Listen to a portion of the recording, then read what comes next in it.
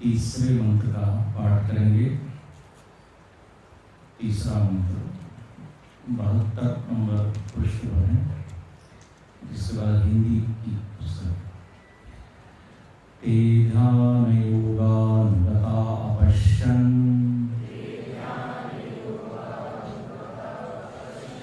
देवात्मशक्तिं सगुणैर्निगूढाम् यत्कारणानि निखिलानि तानि कालात्मयुक्तान्यधितिष्ठति कः।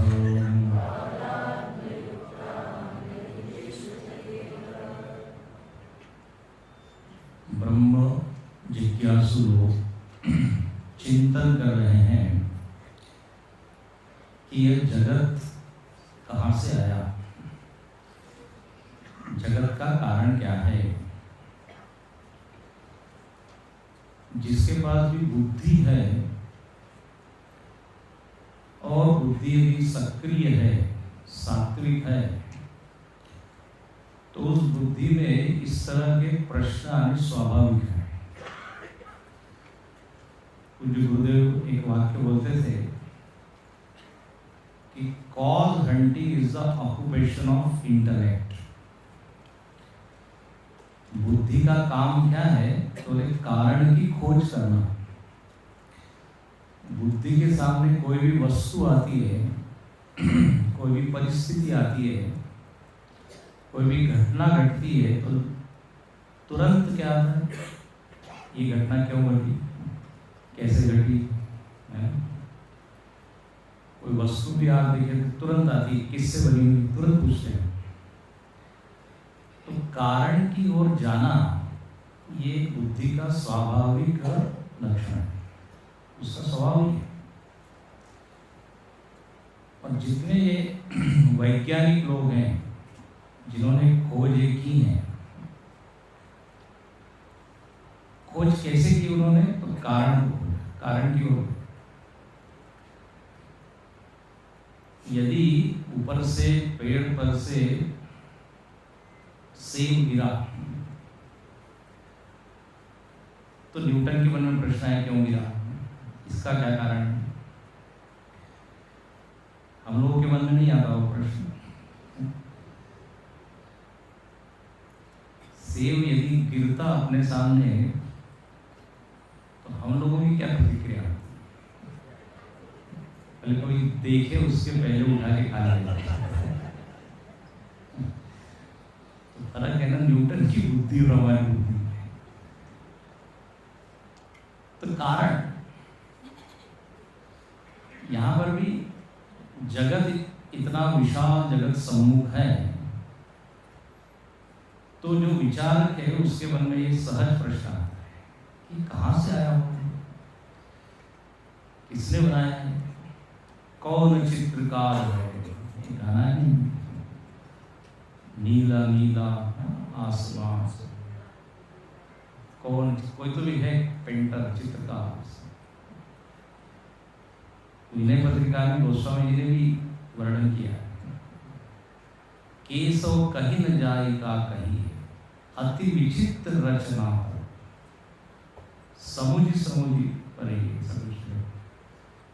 शून्य भित्ति पर चित्र रंगन। ये इतना जबरदस्त चित्र है, चित्रकार दिखता नहीं, कैनवास दिखता नहीं, लेकिन ये सब बना हुआ है। तो ये एक प्रश्न आया है कि ये कहां से सब आया। अच्छा आप देखिए, जितना मन पवित्र होगा, शांत होगा, निर्मल होगा, ये प्रश्न आएंगे। आप देखते हैं बच्चे लोग ये प्रश्न करते हैं, छोटे बच्चे, पापा सूर्य को किसने बनाया, पापा चंद्र को किसने बनाया। बड़े लोग क्या उत्तर देते, बड़े हो जाओगे तो समझ में आ जाएगा। उनकी जिज्ञासा को हम ठीक से शांत नहीं करते, दबा देते हैं।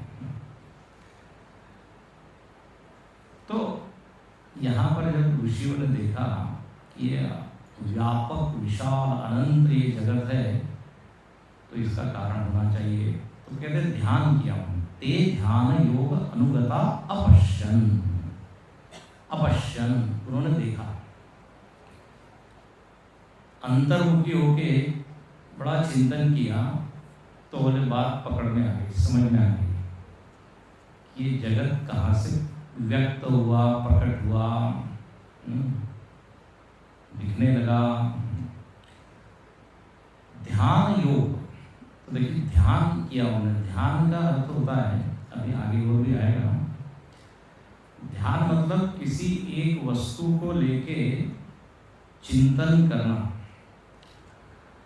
सजातीय वृत्तिक प्रवाह को कहते हैं ध्यान। एक विषय सामने हो और उस विषय के जितने आयाम हैं उसके ऊपर विचार करना, बिना उसमें विजातीय विषय को लाए, मतलब अन्य विषय को न लाए।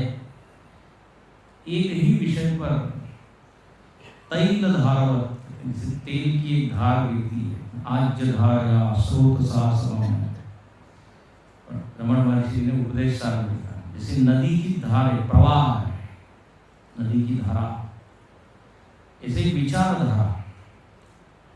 जब एक विषय के बारे में प्रवाहित होने लगे तो उसको कहते हैं ध्यान।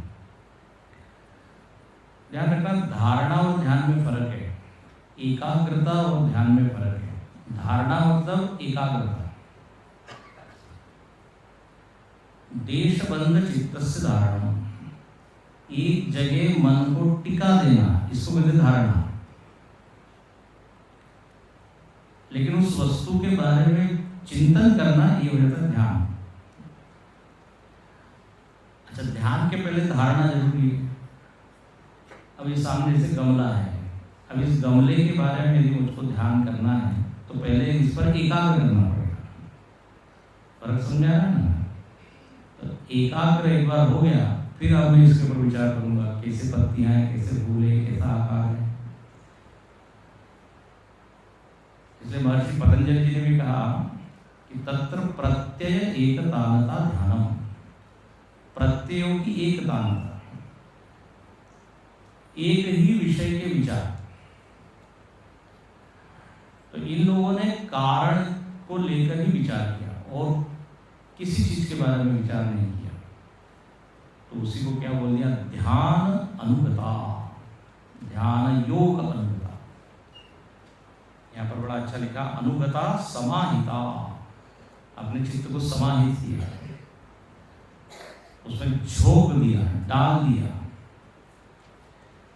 देखिए ध्यान में एक ऐसी विशेषता है कि जिस विषय के ऊपर आप ध्यान केंद्रित करोगे वो विषय अपना रहस्य खोल देता है कि मैं कौन हूं।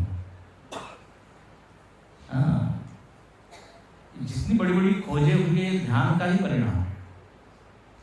अभी जैसे मैंने कहा न्यूटन ने ध्यान किया कि क्यों किया, ध्यान के मतलब विचार किया। आर्किमिडीज ने विचार किया, एकदम उसको ज्ञान हो गया, घनत्व का सिद्धांत उसने। ऐसे ही ऋषियों ने आत्मा को लेकर, ब्रह्म को लेकर ध्यान किया तो आत्मा ने अपना रहस्य प्रकट कर दिया कि मैं सत हूँ, मैं निर्विकार हूँ, मैं असंग हूँ। अंग्रेजी में एक वाक्य बोला जाता है, as you think so you become, जैसा आप विचार करते हो वैसे हो जाते हो। उसका अर्थ क्या है कि जैसा आप विचार कर देते हो उस वस्तु से आपका तादात्म्य हो जाता है और वो वस्तु फिर अपने से दूर नहीं रहती। उसमें और अपने में फिर भेद नहीं रह जाता। तो यहाँ पर कारण इन्होंने खोज लिया ध्यान के बल से। अपश्यन, कारण देखा उन्होंने। अपश्यन का मतलब आंख से देखा ऐसा नहीं, पश्यति, देखना मतलब होता है समझना। मैंने देख लिया है, ऐसा हम बोलते ना, मतलब मैं समझ गया। और अंग्रेजी में तो बिल्कुल ही बोलते हैं आई सी, वो व्यक्ति ऐसा, ओ आई सी। आई सी मतलब आंख से नहीं देखते, आईसी मतलब क्या? समझ गया। बोले तुम कहाँ काम करते हो? बोले ICICI बैंक में करते हो। दूसरे ने कहा IC। तो सीइंग इज व्हाट? नोइंग। तो अपश्यन मतलब क्या? जाना। इसलिए आगे आएगा अधीम। अधीम धातु है, इसमें धातु नहीं है, ये क्रियापद नहीं आया, लेकिन आगे आया है कि जाना। क्या जाना उन्होंने? बोले देवात्म शक्तिम। जगत को बनाने वाली कोई चीज यदि है तो बोले एक शक्ति है। शक्ति उनको पकड़ में है, शक्ति है। शक्ति के बिना ये जगत प्रकट नहीं हो सकता, जगत बन नहीं सकता, निर्मिति कृति संभव नहीं। वह शक्ति है। और उस शक्ति के आगे एक और शब्द डाला है, देवात्म शक्ति।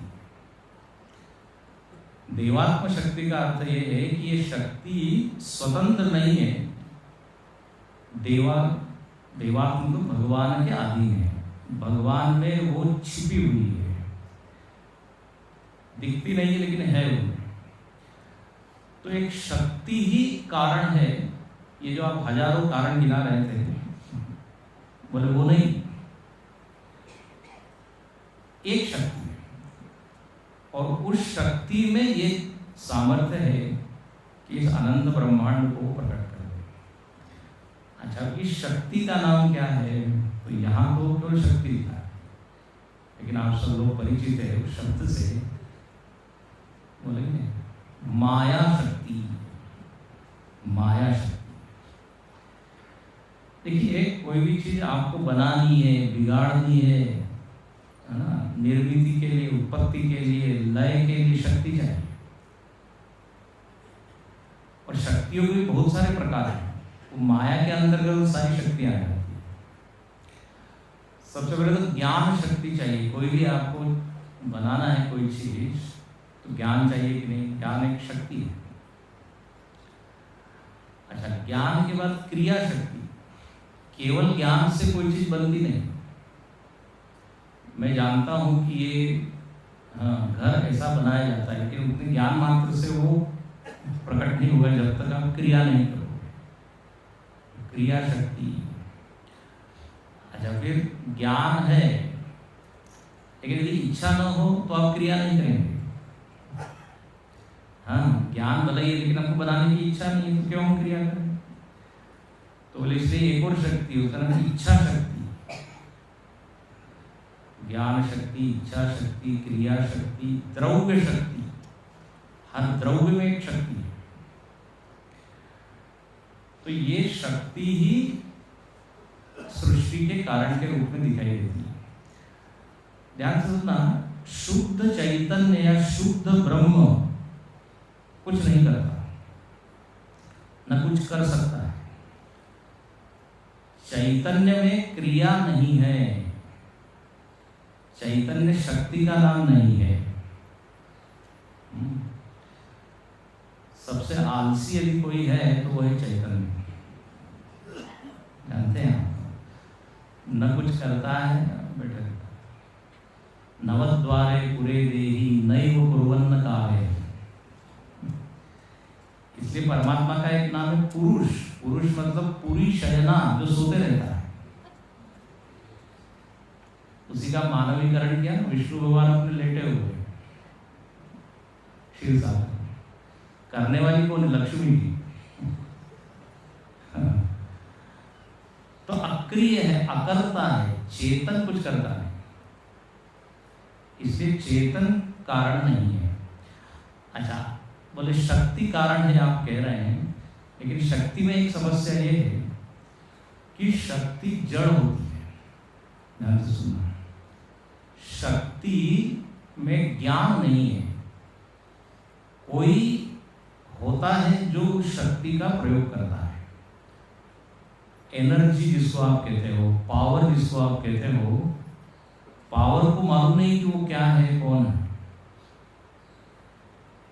शक्ति कभी भी स्वतंत्र नहीं होती, शक्ति परतंत्र है। शक्ति शक्तिमान के परतंत्र है। शक्ति स्वयं से कुछ नहीं कर सकती। अब इलेक्ट्रिसिटी है, विद्युत शक्ति है, अपने आप बल्ब लग जाता है क्या? अपने आप पंखा चलता है क्या? कोई एक चेतन व्यक्ति उस शक्ति का उपयोग करता है। तो दो चीज हो गई, एक है चेतन जिसमें शक्ति नहीं है, और दूसरी शक्ति जिसमें ज्ञान नहीं है। तो केवल शक्ति से कुछ नहीं हो सकता, केवल चेतन से कुछ नहीं हो सकता। केवल शक्ति तो जड़ है, तो उसको मालूम ही नहीं। इसलिए फिर जड़ और चेतन, मतलब शक्ति और चेतन, इसका जो मिश्रण है वही इस जगत को बना सकता है, बिगाड़ सकता है, और उसी का नाम होता है ईश्वर, उसी का नाम है भगवान, जो शक्तियों से युक्त है। इसलिए भगवान का एक नाम है सर्वशक्ति, सर्वशक्तिमान भी बोल देते हैं, हालांकि सर्वशक्ति भी ना, जिसमें सारी शक्तियां हैं, और ये शक्तियों को आदेश देता है, तद्वत फिर शक्तियां काम करती हैं। गोस्वामी तुलसीदास जी ने रामायण में वर्णन किया, जब लक्ष्मण जी ने प्रश्न पूछा कि माया किसको कहते हैं। 5 प्रश्न पूछे, आपको याद होगा राम गीता में। माया क्या है, ब्रह्म क्या, वैराग्य किसको कहते हैं, ईश्वर और जीव में फर्क क्या है, अंतर क्या है। तो वह माया की परिभाषा दी कि एक रचई जग गुण बस जाके, प्रभु प्रेरित नहीं निज बल ताके। बोले जो जगत को बनाती है लेकिन स्वयं नहीं, प्रभु प्रेरित, जब तक भगवान के द्वारा वो प्रेरित न हो वो काम नहीं करती। अब जैसे अपने में शक्तियां हैं, बोलने की शक्ति, देखने की शक्ति। बोलने की शक्ति कब काम करेगी? जब मैं वाणी को आदेश दूंगा, अब बोलो। नेत्र को आदेश दूंगा तो नेत्र खुलेंगे। तो शक्ति के पीछे चेतन शक्तिमान होना चाहिए, ये पक्का सिद्धांत है। इसलिए गीता में बार बार भगवान कहते हैं, जब भी माया का प्रकरण आता है, प्रकृति भी कहते हैं माया को, तब भगवान जरूर कहते हैं कि ये प्रकृति मेरी है। प्रकृति विद्धि में पराम, मेरी प्रकृति, मतलब मेरे अधीन है। मयाध्यक्षेण प्रकृति सूयते से चराचरम, मेरी अध्यक्षता में ये प्रकृति सब काम करती है। मयाध्यक्षेण दैवी एषा गुणमयी मम माया धृत्य। देख रहे हैं ना, मम माया तो स्वतंत्र नहीं है। सांख्य आदि दर्शनों ने प्रकृति को स्वतंत्र माना है, दर्शनों ने अलग अलग, लेकिन यहाँ अस्वतंत्र है। इसलिए देवात्म शक्ति, इसलिए यहाँ क्या लिखा है, वो शक्ति दैवी शक्ति है, देव के अधीन है। तो उस शक्ति का प्रयोग करके, उपयोग करके ईश्वर से ये सारा जगत क्या हुआ, प्रकट हुआ। अब देखिए, ये जगत का हमको आर पार और छोर पे दिखता नहीं, अनंत है, इसकी सीमा दिखती नहीं। यदि कार्य अनंत है तो उसका कारण भी कैसा होना चाहिए, अनंत ही होना चाहिए। तो माया शक्ति अनंत है। अब शक्ति अनंत है, उस अनंत शक्ति को धारण करने वाला भी कैसा होना चाहिए, अनंत शक्तिमान।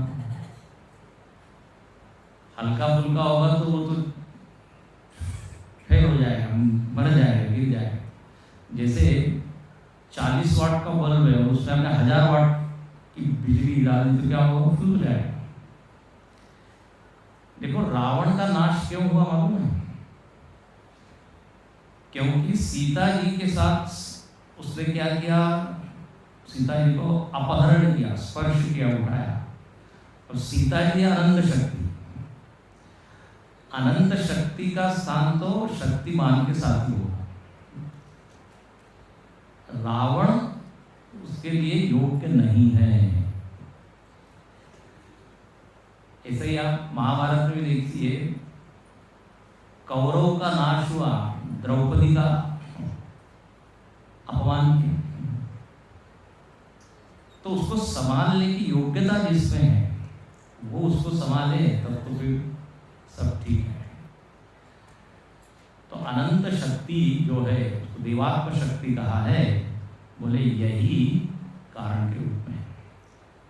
और उस शक्ति का जो स्वामी है, अध्यक्ष है, अध्यक्ष शब्द का अर्थ बड़ा अच्छा, मतलब ऊपर, ईक्षते, ऊपर बैठ के जो देखता है उसको कहते हैं अध्यक्ष। देखो, एक होता है प्रेसिडेंट और एक होती है एग्जीक्यूटिव कमेटी, कार्यकारिणी। तो अध्यक्ष का काम क्या है? उनको सूचना देना, आदेश देना। हाथ पांव क्या है? कार्यकारिणी। ऐसे परमात्मा जो है अध्यक्ष है, और ये प्रकृति करने वाली, प्रकृते क्रियमाणानि गुणे कर्माणि सर्वश, प्रकृति से सब होता है। अच्छा, अब देखिए, ये शक्तियों का दर्शन हम कर सकते हैं, इसलिए पूरे जगत को कहते हैं माया। सब माया है, बोलते ना, गो गो चर जहाँ लगी मन जाई, सो सब माया जाने हुआ। बोले जहां जहां तक इंद्रियां जाती है, इंद्रियों और इंद्रियों के विषय सब माया है। गो गोचर, इंद्रियों को कहते हैं गो। क्यों कहते हैं उनको गो? बिकॉज दे गो, क्योंकि वो सारी इंद्रियां जाती है विषय। तो इंद्रिय और इंद्रिय के विषय सब माया है। अच्छा, इन विषयों में शक्ति है, इंद्रियों में शक्ति है। अब हम लोगों के पास भगवान ने मानो कि एक एक शक्ति का पैकेट दिया हुआ है। समष्टि शक्ति का नाम माया है, लेकिन व्यष्टि के पास जो शक्ति है वो कैसी? थोड़ी थोड़ी है। हम ज्यादा खा नहीं सकते, अच्छा बहुत बढ़िया है, ज्यादा भाग नहीं सकते, थोड़ी देर के बाद अपने पास जो शक्ति उसकी सीमा है, असीमित नहीं है। तो क्या ज्यादा चल नहीं सकते, ज्यादा पढ़ नहीं सकते। मजाक में मैं हमेशा कहता हूँ, बोले हमने एक जगह कहा कि हम 1 घंटे से ज़्यादा बोल नहीं सकते। लोगों ने कहा हम भी 1 घंटे से ज़्यादा बिल्कुल सुन नहीं सकते, इंतजार करते हैं पूर्णवदन कब होगा। तो सही है, क्षमता, बोल नहीं सकते, हम सुन भी नहीं सकते, लेकिन भगवान के पास जो सब आनंद है, हर चीज अनंत। तो उस अनंत शक्ति के द्वारा सृष्टि। अच्छा, यहाँ लिखते हैं कि स्वगुणैर निगूढ़ाम, ये जो माया शक्ति है ये हमको दिखती नहीं, क्योंकि वो छिपी हुई।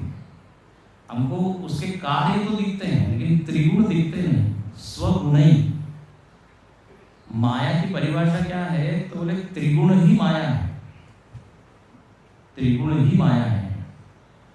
गुण अलग और माया अलग ऐसा नहीं। कई बार ऐसा हमको लगता है कि माया मानो कि एक पात्र है और उसमें 3 गुण है। 3 गुण इटसेल्फ माया है।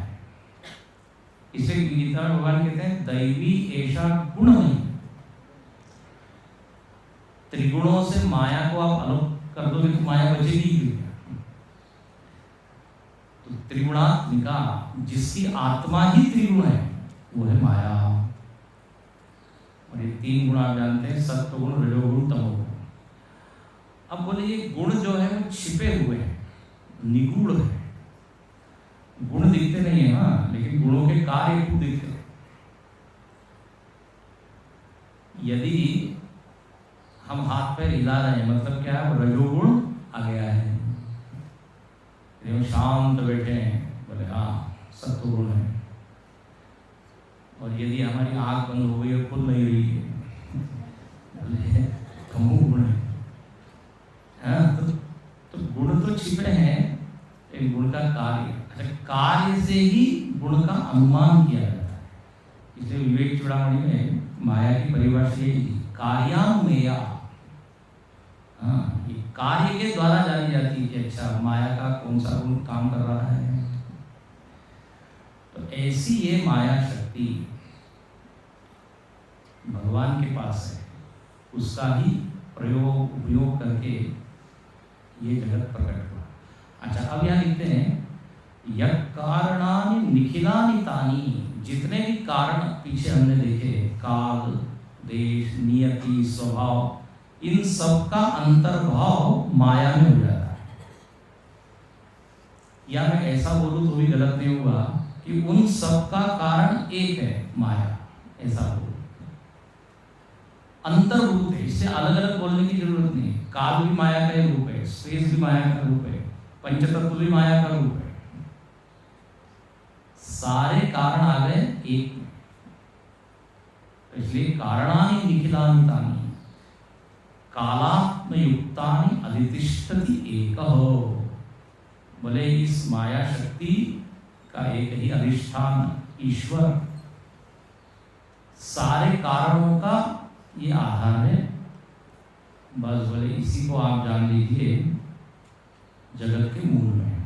ठीक है, तो यहाँ पर उस प्रश्न का तो उत्तर हो गया जिस प्रश्न को लेके चर्चा हो रही थी। अब आगे थोड़ा रोचक भी है लेकिन थोड़ा कठिन भी है। 2 मंत्र बोले माया के द्वारा ये जगत की निर्मिति हो गई। और माया जब हम कहते हैं तो स्वतंत्र मानिए, माया के साथ कौन जुड़ा हुआ है? ईश्वर, क्योंकि स्वतंत्र तो कुछ हो नहीं सकता। अच्छा, माया को लेके समाज में कुछ अलग ही अर्थ है, मतलब अर्थ लिए जाते हैं। माया मतलब लोग क्या कहते हैं? पैसा माया है, पैसा, धन माया है। बोले हम माया को स्पर्श नहीं करते। एक जो दक्षिणा दे रहे थे बोले नहीं, हम माया को असिस्टेंट स्पर्श कर सकते हैं, उनको दे सकते हैं। तो माया मतलब पैसा, माया मतलब जमीन जायदाद, माया मतलब कई लोगों ने स्त्री को बोलते हैं। वास्तव में पुरुष के लिए स्त्री माया है, स्त्री के लिए पुरुष माया है। जो बंधन में डाल दे वो माया है। अच्छा, माया मतलब कोई लोग क्या कहते हैं? जादू, माया जाओ, ये भी अर्थ लेते हैं। तो अलग अलग अर्थ है। अच्छा, गृहस्थ होना मतलब क्या? माया में बंध जाना चाहिए। स्वामी जी हम तो माया में फंसे हुए हैं। अब माया को भी किसने मानना? अरे घर। तो ऐसे अलग अलग अर्थ है, लेकिन आप शास्त्र के प्रकाश से उन अर्थों को देखिए कि वो सही अर्थ है क्या। तो बोले एक तो शक्ति माया है, शक्ति से बना हुआ जगत माया है। ठीक है, त्रिगुण माया है ये, और इस माया का ही क्या है? परिणाम ये पूरा जगत बना हुआ है। अब हुआ ये कि चलो कारण तो पकड़ में आ गया। अब यहाँ पे इस माया शक्ति के द्वारा जो निर्मित जगत है उसका वर्णन है 2 श्लोकों में। और ये वास्तव में रूपक है, एक मेटाफर कहते हैं, रूपक कहते हैं या दृष्टांत कहते हैं।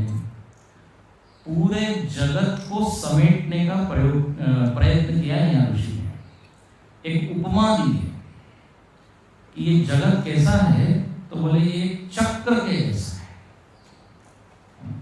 बड़े चक्र की तरह। आप देखते हैं अपने शास्त्रों में जगत का वर्णन अलग अलग रूपक उदाहरणों के द्वारा किया है। जैसे 15वां अध्याय आपको मालूम है क्या? गीता का कितने लोगों को मालूम है? हाथ उठा लीजिए। ये 15वां अध्याय हम बोलते हैं कब? हाँ, भोजन के लिए। इसलिए हम ब्रह्मचारी लोग मजाक करते थे, बोले 15वां अध्याय खाना देने वाला अध्याय है, बाकी अध्याय याद हो गया ना, वो जरूर कीजिए। तो 15वें अध्याय में संसार का वर्णन है। वहाँ कौन सा रूपक है? वृक्ष, वृक्ष की कल्पना है। ऊर्ध्वं मूलमधश्शाखम् अश्वत्थं प्राहुः। भागवत जी में आप देखेंगे तो वहाँ संसार का वर्णन एक जंगल की तरह है, भवाटवी उसको कहते हैं। पंचदशी ग्रंथ में जगत का वर्णन है तो बोले जगत चित्र की तरह है, चित्रदीप प्रकरण है। तो ऋषियों ने प्रयत्न किया है कि किसी तरह हम इस संसार का जरा वर्णन करें, अलग अलग उदाहरण देखें। कहीं पर संसार को नदी कहा है, इसमें भी आएगा नदी, कठोपनिषद में भी आया, शंकराचार्य ने विस्तार से भाष्य लिखा है। समुद्र का है, संसार को समुद्र का है, तो समुद्र में मगरमच्छ भी है, तो फिर लहरें भी हैं, तूफान भी है। इस संसार में अलग अलग लोगों ने कल्पना की। शेक्सपियर ने कहा कि ये जगत तो क्या है, एक मंच है ना, और सब लोग हम लोग क्या है, एक पात्र है, अपनी अपनी भूमिका निभा रहे हैं। महाभारत के प्रसंग में देखें तो ये जगत मतलब क्या है, कुरुक्षेत्र है, निरंतर युद्ध चल रहा है। तो अलग अलग कल्पना है। अब यहाँ देखते हैं, अब ये जो आगे के मंत्र है इसमें जरा आपकी बुद्धि बड़ी क्या उसका बड़ा उपयोग होने वाला है ज़्यादा, क्योंकि इसमें इतने तत्व गिनाए हैं, इतने घटक गिनाए हैं, गिनती ही गिनती है। 1 है, 3 है, 6 है, 8 है, 20 है, 10 है। जगत के जितने भी अलग अलग घटक है उनका वर्णन है। याद रखना जरा कठिन हो जाएगा, लेकिन जितना हो सके याद रखिए। लेकिन मूल बात यहाँ ये है, जगत का वर्णन है। अब जगत का वर्णन कभी हो सकता है क्या? असंभव है, लेकिन एक प्रयत्न किया है। एक चक्र है। अब देखिए चक्र में जितने घटक होते हैं उन सबका यहाँ वर्णन है। चक्र में एक वृत्त होता है ना, बाहर का रिम कहते हैं उसको, फिर एक बीच में नाभि होती है, फिर उसमें अरे होते हैं, फिर फास्टनर जिसके द्वारा वो अरों को जोड़ा जाता है। तो ऐसा यहाँ पर कल्पना की है कि कौन नाभि है, कितने अरे हैं, क्या बाहर का चक्र है। सुनिए, अब तो बहुत सारी संख्याएं हैं, बचपन की याद आ जाएगी आपको, स्कूल की। तमेकनेमिं त्रिवृत्तं षोडशान्तं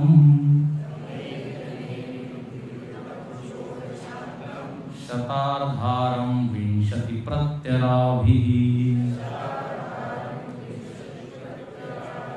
अष्टकै षड्भिर्विश्वरूपैकपाशम् त्रिमार्गभेदं द्विनिमित्त एकमोहम् तमेकनेमिं त्रिवृत्तं षोडशान्तं शतार्धारं विंशति प्रत्यराभिः अष्टकै षड्भिर्विश्वरूपैकपाशम् त्रिमार्गभेदं द्विनिमित्तैकमोहम्। अगर थोड़ी बहुत संस्कृत का ज्ञान यदि आपको हो तो आप देख रहे होंगे कितने आंकड़े यहाँ दिए हुए। तम एकनेमिं त्रिवृत्तं षोडश अंतम 16 शतार्धारम, शतार्धारम मतलब 50, 100 का आधा, फिर विंशति 20, फिर अष्टकई 8, षड्वी 6, विश्वरूप 1, फिर त्रिमार्ग द्विनिमित्त हो गया ना, 1 2 3 6 8 20। बोले तो क्या है? अब सुनिए क्या है। बोले ये जो पूर्ण सृष्टि चक्र है, बिग व्हील, जॉइंट व्हील, बड़ा एक चक्र की कल्पना की है।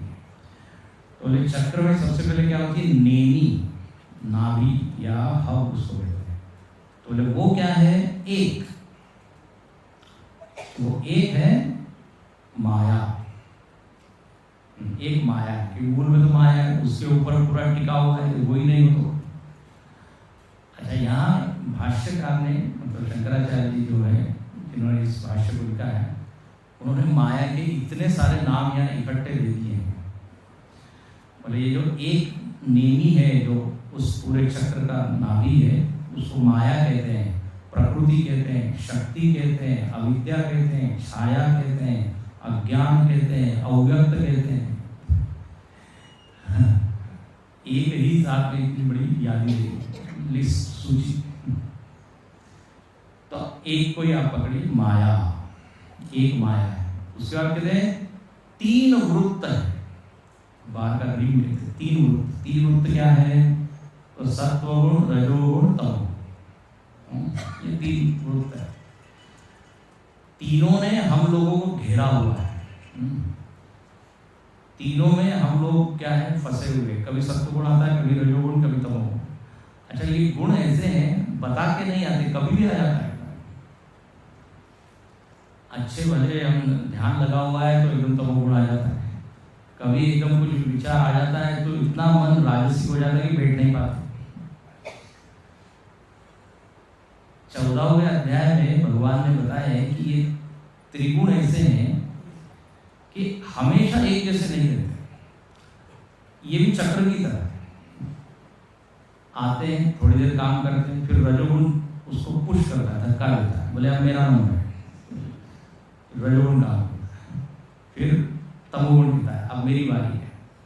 जैसे एक ही कुर्सी पर अलग अलग सरकार आती है कि ऐसे ही 14वें अध्याय में बताया है कि एक एक गुण प्रधान हो जाता है। और जब सत्व गुण प्रधान होता है तो क्या होता है, रजोगुण प्रधान होता है तो क्या होता है।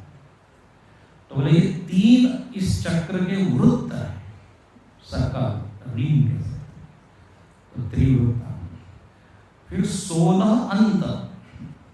16 अंत मतलब वो, अभी देखिए ये रूपक ऐसा है, पूरी तरह आप इसको समझ नहीं सकते। यहाँ केवल दिखाने की बात ये की जा रही है कि जगत में इतनी चीजें हैं, ये यहाँ पे मुख्य बात है। 16 चीजें हैं। अब उसको एक उपमा दे दी, अंत। तो अंत क्या है? तो वो जो क्या अरे उनको बांधने के लिए जहाँ उनका अंत हो रहा है वो है 16। और ये कौन से 16 है? तो कहा कि पंचभूतानि एकादश इंद्रियाणि अंतः अवसानम।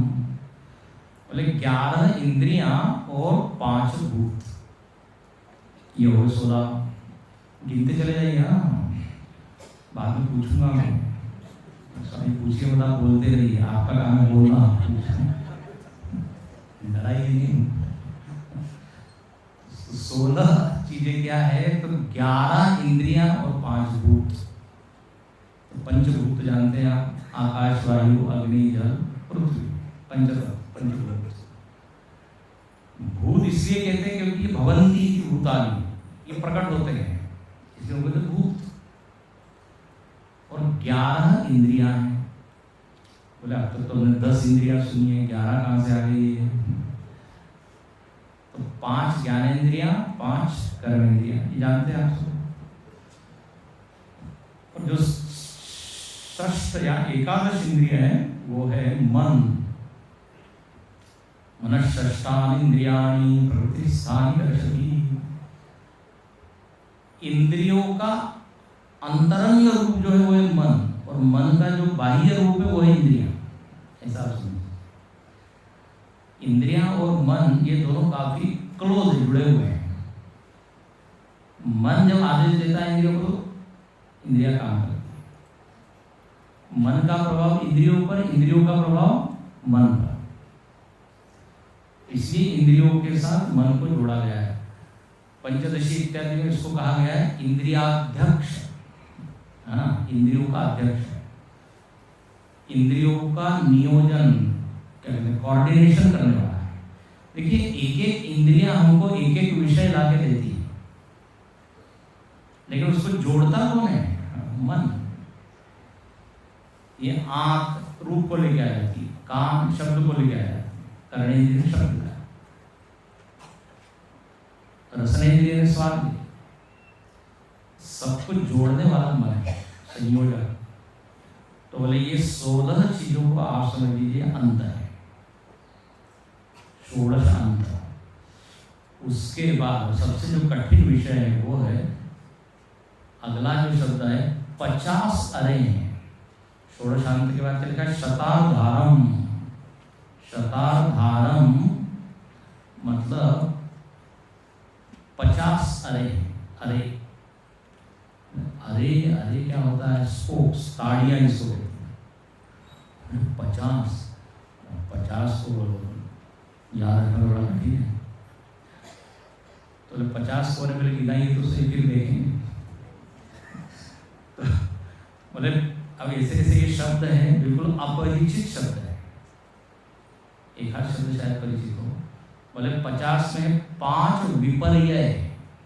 विपर्य 5 है। इसका अर्थ हम देखेंगे, लेकिन पहले गिन लेते हैं। 50 विपर्य है। उसके बाद 28 अशक्ति। 28 अशक्ति, शक्ति का उल्टा। आपके इस भाष्य में पेज नंबर 85 में देखिए 85। अशक्ति कितनी? 28। तो 28 और 5 कितने हो गए? 33। उसके बाद कहते हैं 9 तुष्टि। 9 जो चीज है वो क्या है? तुष्टि 9 प्रकार की। तुष्टि, संतुष्टि तो मालूम है, उसी को समझ लीजिए। तुष्टि सरल 9 प्रकार की तुष्टि, संतोष। देखेंगे वो क्या है। 9 तो 33 और 9 कितने हो गए? मेरा जरा गणित कमजोर है, इससे 42। और फिर अष्ट सिद्धि, सिद्धियां 8 है। हाँ बोले ये शायद हमने सुना हुआ है, हनुमान चालीसा बोलते हैं तो अष्ट सिद्धि नवनिधि के दाता, तो 8 सिद्धियां हैं। तो ये कितने हो गए? 50। अब ये 50 चीजें भी इस जगत में देखी जाती है, ये यहाँ पे समझना है। अब उसको उपमा क्या दे दी? ताड़ियाँ, अरे। अब ये बोले क्या है ये? 5 विपर्य आपने बोला। विपर्य का देखिए सीधा अर्थ होता है विपरीत ज्ञान। विपर्य आप वेदांत में तो हम पढ़ते हैं, संशय विपर्य रहित ज्ञान। विपर्य मतलब उल्टा। तो 5 प्रकार से क्या होता है? हमको उल्टा ज्ञान होता है। अब उसके भी यहाँ नाम दिए हुए हैं, तो गिना देता हूँ, उसके विस्तार में हम नहीं जाते हैं। बोले वो 5 प्रकार के जो है वो है विपर्य। तम, पहले का है तम। तम मतलब अंधकार होता है ना। तम, मोह, महामोह, तमिश्र, अंधतमिश्र, ये 5 विपर्य है। अब सरल अर्थ यहाँ पर ये समझिए कि ये अज्ञान के ही रूप है, अंधकार के रूप है, अविचार के रूप है। ये विपर्य तो उल्टा। जैसे देखिए रस्सी को यदि आपने सर्प जाना तो क्या हो गया? विपर्य हो गया। रस्सी को रस्सी ना जाना। जो चीज जैसी है उसको वैसा न जान के उल्टा मानना, गलत मानना, ये विपर्य है। तो जगत में होते रहता है। लोग बोलते अरे मैंने गलत समझा, आपको क्षमा कीजिए। आई हैव रियलाइज, आज मुझे समझ में आया आप उतने बुरे नहीं हैं। तो जब तक ज्ञान नहीं था विपर्य। तो विपर्य के 5 प्रकार हैं। उसके बाद क्या गिनाए थे हमने? 28 अशक्ति। अब बोलिए 28 अशक्ति क्या है? तो शक्ति जो है उसके उल्टा कर दीजिए। यहाँ अशक्ति के 28 भेद बताए, जैसे मूकत्व, बधिरत्व, अंधत्व आदि 11 बाह्य अशक्ति। अभी हमने 11 इंद्रियां आपको बताई, और 11 इंद्रियों में 11 प्रकार की शक्ति है। देखने की शक्ति, सुनने की शक्ति। इन शक्ति का अभाव तो वो क्या हो जाएगी? अशक्ति। अब समाज में ऐसे देखे जाते हैं, कोई मूक है, कोई बधिर है, कोई अंध है, किसी का पैर नहीं है, किसी का हाथ नहीं, तो अशक्तियां हैं। एक है, 2 नहीं है, 2 है, 1 नहीं है, तो 28 प्रकार की हो जाती है। असामर्थ्य तो 11 तो ये हो गई। उसके बाद 9 अशक्तियां अंतःकरण की। बोले अभी अभी जो मैंने बताया 9 तुष्टि, तुष्टि का अभाव होना, तुष्टि का अभाव हो जाएगा, क्या हो जाएगा? अतुष्टि। और अतुष्टि भी एक तरह की क्या है? अशक्ति है। थोड़ा कठिन है पकड़ने में, शायद आपको अब थोड़ा सा कठिन हो रहा होगा। 50 अरे में सबसे पहले 5 क्या बताया हमने? 5 ऊपर है। अब क्या चल रहा है? 28 अशक्तियां।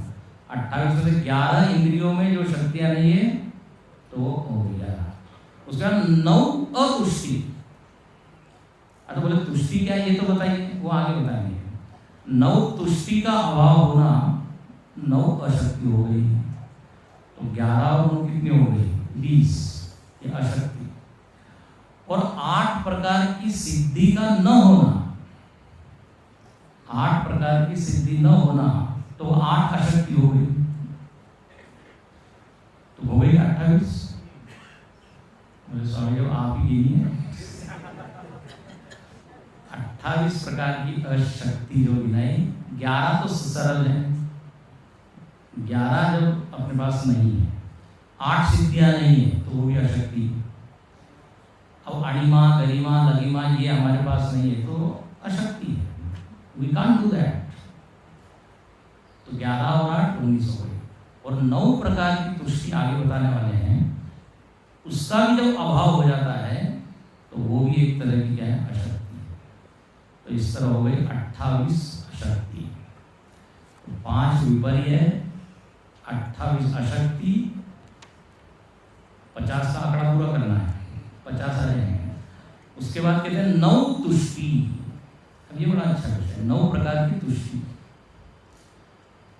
अब समाज में इस तरह के लोग हैं जिनमें ये तुष्टि या संतुष्टि या संतोष देखा जाता है। बोले कैसी है 9 तुष्टि? तो बोले कोई व्यक्ति थोड़ा सा प्रकृति को जानता है, समाज को जानता है और संतुष्ट हो जाता है, बोले हमने जान लिया। ये एक प्रकार की तुष्टि है, थोड़ा सा जान लेना और उसी में क्या कर लेना? संतोष मान लेना, ये तुष्टि। अच्छा, कोई कैसा है? दूसरी प्रकार की तुष्टि, संन्यास का चिन्ह धारण करता है और उसको लगता है बस मैं हो गया,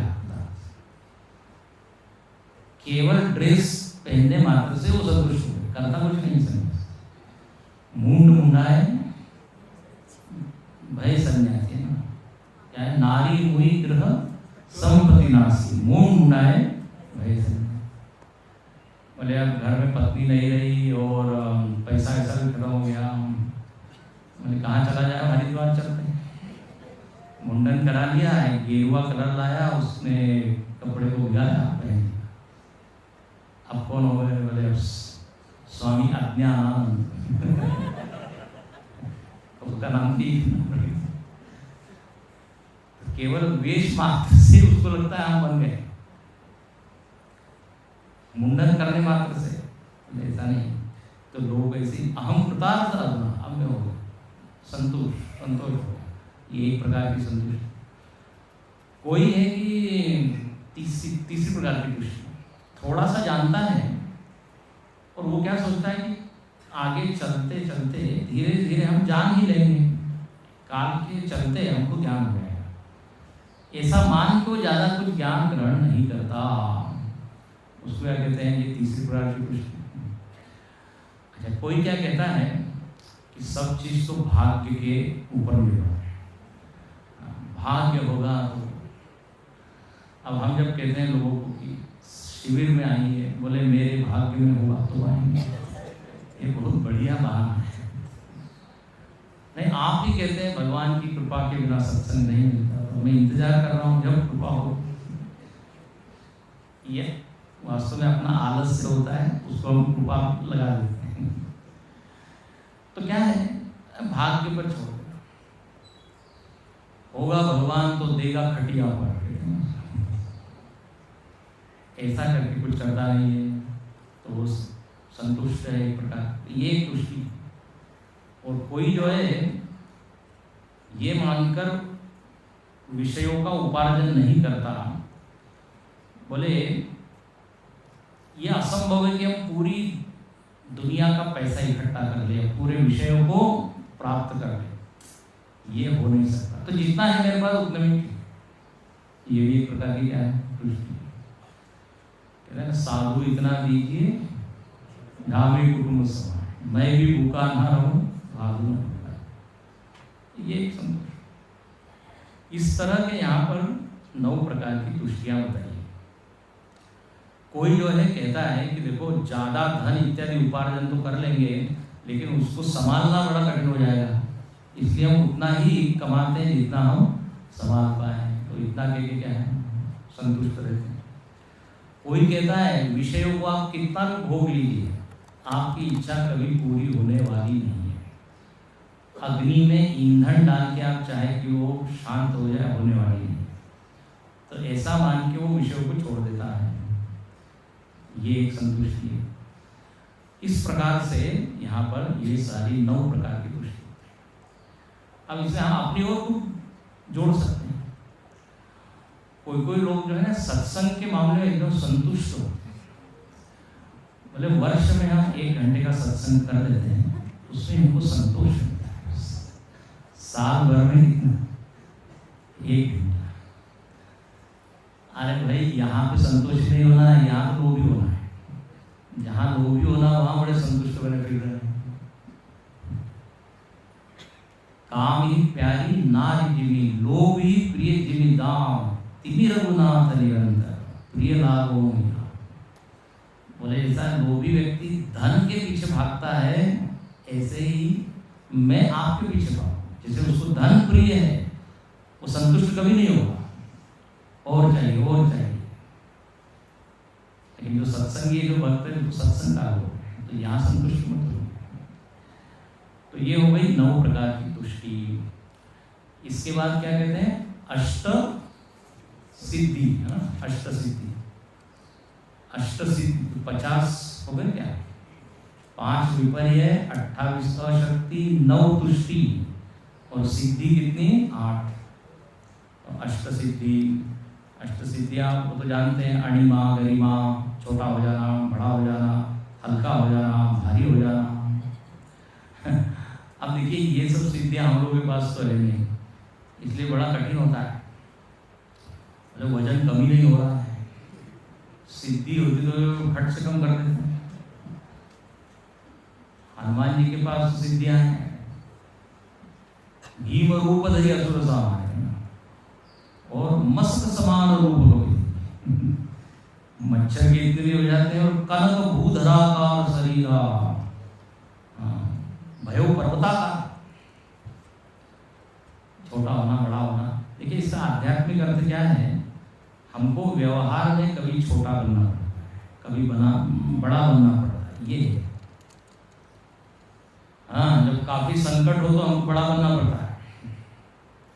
सब ठीक चल रहा है तो ठीक है, हर जगह बड़ा बनने की जरूरत नहीं। सुरसा के सामने जब हनुमान जी गए हैं तो देखा कि यहाँ बड़ा बनने से काम नहीं होगा, छोटे बनने से ही काम बनेगा। तो छोटा बन के वो सुरसा के मुख में से निकल के आया,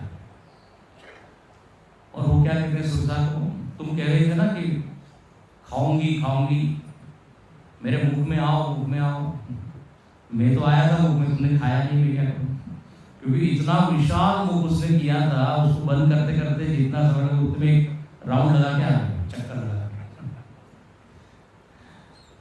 तो एक छोटा बुद्धि का उपयोग करके कहाँ हल्का होना, कहाँ भारी होना, शरीर का तो है, वो तो है, लेकिन अपने जीवन में सिद्धियों का क्या रूप है, ये अष्ट सिद्धि। अच्छा, यहाँ पर इस भाष्य में दूसरी प्रकार की 8 सिद्धियां बताई। हाँ, वो अलग है, उसको गिना देते हैं। बोले 3 ऊह, शब्द, अध्ययन, ये सब नाम की सिद्धियां हैं। ऊह मतलब क्या, तो बोले जन्म जन्मांतर के संस्कारों के द्वारा पिछला सब ज्ञात हो जाना, ये एक सिद्धियां हैं। किसी के मन की बात को जान लेना, ये सिद्धियां हैं। तो ये अलग अलग सिद्धियां यहाँ पे दी है, आदि दैविक, आदि भौतिक। श्रवण मात्र से ज्ञान हो जाना, ये भी सिद्धि है, उसको अध्ययन सिद्धि का है। से, जैसे स्वामी विवेकानंद जी एक बार पढ़ लेते थे याद हो जाता था। उनकी बुद्धि कैसे थी तो कहते हैं वो, अंग्रेजी में शब्द है फोटोग्राफिक मेमोरी, हिंदी में क्या शब्द होगा? चित्रात्मक बुद्धि। मतलब जैसे आप फोटो खींचते हैं तो वो एकदम अंकित हो जाता है रीड के ऊपर। अब आजकल तो सब मोबाइल में गड़बड़ कर दिया है, नहीं तो पहले हार्ड कॉपी हम रखते थे ना फोटो, तो वो फोटो को डेवलप करना होता है, उसको उसमें डालते हैं अंधेरे में, फिर वो फोटो दिखता है। तो जो उसमें शूट किया गया वो पूरा चित्र उसमें आ गया। तो बोले ऐसे जो कुछ भी सुना, जो कुछ भी देखा, जो कुछ भी पढ़ा, वो इसमें अंकित हो गया। उसको कहते हैं फोटोग्राफिक मेमोरी। एक व्यक्ति ने कहा कि मेरे पास फोटोग्राफिक मेमोरी है, लेकिन अभी मैंने डेवलप नहीं किया इसको। फोटो को डेवलप करना पड़ता है तो बचता है। तो ये भी एक प्रकार की सिद्धि है। अच्छा, इसमें मजेदार बात है, हम लोग को थोड़ी थोड़ी मात्रा में सिद्धि है, कुछ कुछ चीजें हम बहुत याद रखते हैं, हम भूलते नहीं हैं। जो चीज याद रखने लायक है वो भूल जाते। 5 साल पहले आपने कहा था मैं मूर्ख हूं, याद है आज तक। अब ऐसी व्यर्थ की चीजें उसको याद है, हम स्टेशन पर चाय पी रहे थे, आपने अपमान किया था, कुछ कुछ चीजें। लेकिन सत्संग में क्या सुना बोले वो तो स्वामी जी से पूछिए। तो ये सिद्धि को बढ़ाना चाहिए। श्रवण मात्रेण ज्ञानम भवति। जैसे नचिकेता का उदाहरण है, नचिकेता ने यमराज जी का उपदेश सुना, कठोपनिषद में आता है, और जस का तस दोहरा दिया, जैसा के तैसा। और गुरुदेव तो बड़ा मजाक करते थे, बोले जहां पर यमराज जी ने थोड़ा पॉज लिया, थोड़ी देर रुके, नचिकेता भी रुका। और जहाँ पे यमराज को थोड़ी खांसी आई थी, वो खांस के यहाँ पे आपने बताइए इतना सुख। इसलिए यमराज क्या कहते हैं नचिकेता को, मैं भगवान से प्रार्थना करता हूँ तुम्हारे जैसे शिष्य मुझको मिले। हर गुरु ऐसे चाहता है। तो ये अष्ट सिद्धियां, तो इस तरह ये 50 क्या हो गए, अरे हो गए। उसके बाद कहते हैं 20 प्रत्यरोह, वो भी एक तरह से उस चक्र का एक भाग है 20। अब वो 20 क्या है, तो 5 ज्ञानेंद्रिया, 5 कर्मेंद्रिया, फिर 5 ज्ञानेंद्रियों के 5 विषय, शब्द स्पर्श रूप रस गंध आदि, और 5 कर्मेंद्रियों के 5 काम, ये 20 है। तो 5 ज्ञानेंद्रिया, 5 कर्मेंद्रिया, ज्ञानेंद्रियों से संबंधित 5 विषय, कितने हो गए 15, और कर्मेंद्रियों के 5 कर्म, कर्मेंद्रियों के 5 काम है। कौन कौन सी कर्मेंद्रिया है, वाक, पाणी, पाद, वायु, पस। वागेंद्रिय ये कर्मेंद्रिय है, इसका काम क्या है, बोलना। हस्तेंद्रिय पकड़ना, पादेंद्रिय चलना, जननेंद्रिय मूत्र विसर्जन, और बुधा 5 मलत्याग। तो ये 5 प्रकार के कर्म इन 5 कर्मेंद्रियों के। तो इस तरह से क्या होगा 20। कहना ये चाह रहे हैं कि ये सब जगत की चीज है। देखो मजेदार बात है, बोले जगत की ये कहाँ, ये तो हमारी बातें कर रहे हैं, 5 इंद्रियां, 5 ज्ञानेंद्रिया, कर्मेंद्रिया। ये जगत है कि हम है, प्रश्न है ना। हमको जगत क्या लगता है, इस शरीर के बाहर जो है वो है जगत। बोले नो, कर्मेंद्रिया, ज्ञानेंद्रिया, अंतःकरण, बुद्धि, प्राण, ये सब जगत की ही प्रॉपर्टी है। वो आत्मा को छोड़ के, इसको याद रखिए, गांठ बांध दीजिए, आत्मा को छोड़ के जो कुछ भी वो जगत है, चेतन के अलावा त्रिगुणों से निर्मित ये जगत, त्रिगुणों से बने हुए 5 कर्मेंद्रिया, ज्ञानेंद्रिया, अंतःकरण सब, जगत का वर्णन हो रहा है ना। जगत में ये 20 क्या हो गए, उसको प्रत्यय कहा है, जिसके द्वारा उस आरोप को क्या है बांधा जाता है।